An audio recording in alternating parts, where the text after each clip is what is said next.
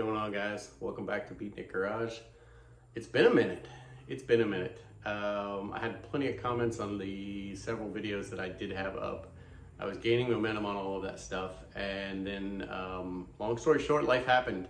I received a promotion, and long story short, it took over much more of my free time than I had expected.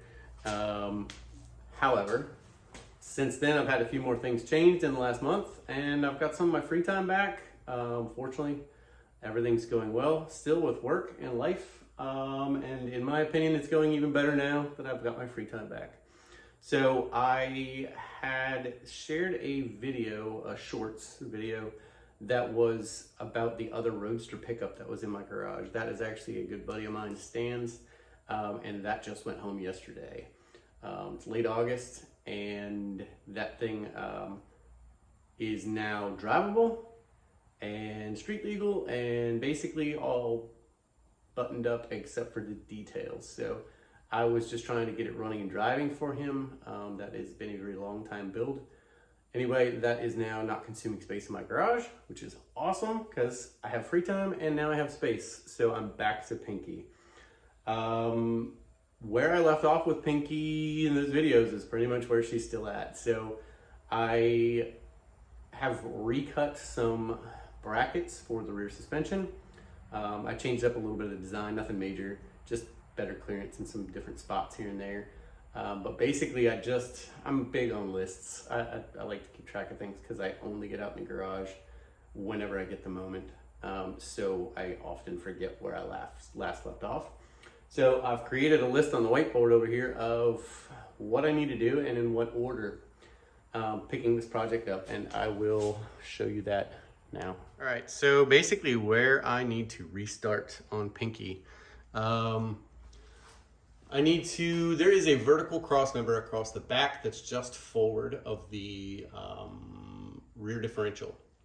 That's really tying the frame together side to side. At the back, there is another cross member at the very, very back of the chassis kick-up, but that cross member just ahead of the axle, it has some welds. All the vertical welds need to be done before I weld any more suspension bracketry in because it just gets too tight and I can't weld that. So I've got an asterisk next to that so I don't forget it, because I did realize it's actually what caused me to redo some of the bracketry when I realized I couldn't weld the vertical on the cross member. So I cut some things, I took some brackets out of the way, and I was like, you know what, I just need to redo some of this stuff. So anyway, then I need to go ahead and replace all those brackets. I have all of that suspension geometry lined up right now. And what I did with my bracketry was basically made it with thicker material because honestly, I was trying just a few things out to make sure I got all my suspension right. I cut my original brackets out of 11 gauge or 8 inch. Since then I've bumped it up.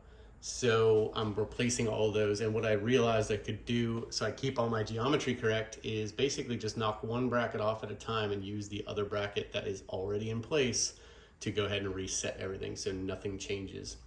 That's what that extra note is. I got to tack weld the front spring perch plate. So I have, if you guys seen the other videos, I am making an attempt to make an adjustable front suspension so that I can really dial in my ride height in the front, because I am concerned about that.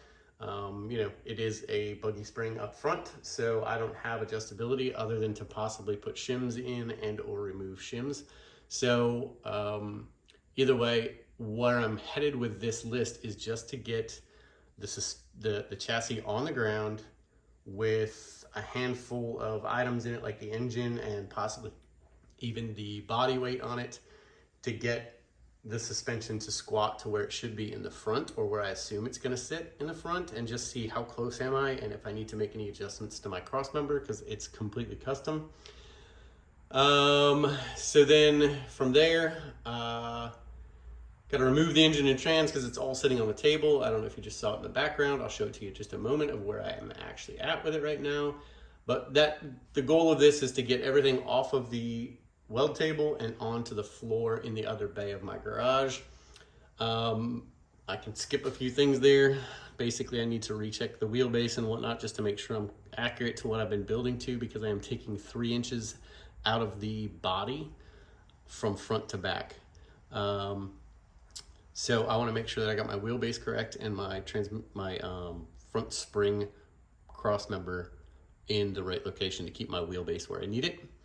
Then I got to remove everything else, basically get the chassis over to the open bay, install the rear axle because all of my bracketry will be correct. I want to make sure I put some anti-seize on the springs because it's an aluminum body. Spring, the adjustable coilovers. Install the front axle, assemble all the front spindle stuff so that I can actually bolt a wheel and tire on. Then I'm gonna start swapping in the wheel tire package. So I know in the rear, I'm running a 750/18. It's a giant tire in the back. It's a 34-inch tire, I think it is, on stock Model A wheels, 18-inch wheels. And then from there, it's really the front that's the issue. I've got some 16-inch wheels and I've got some 18-inch wheels for the front. It's all gonna come down to looks, which is again, why I'm gonna have to deal with the front suspension and its adjustable bits and pieces. So from there, and I unfortunately have to mount those giant ass tires. But I'll probably do those by hand. We'll see. If some old lady could do it, 80 years ago on the side of the road in the mud, I guess I can do it. So let's see. After that, I'll reinstall a bunch of stuff, get the weight on the chassis, and assess the front cross member for ride height. And then if everything is going well with that, either I'll make the adjustments to the front cross member to get my ride height correct, or I can hopefully leave it where it's at. And if that's the case, I'll burn it all in. From there, I've got some pedestals that I got from a buddy that will put the whole works. It sits underneath the tires, these pedestals do, and it should elevate the whole vehicle, the whole chassis and everything like 18 inches or so I can work on it. Because from there, if I've got the front and rear suspension buttoned up,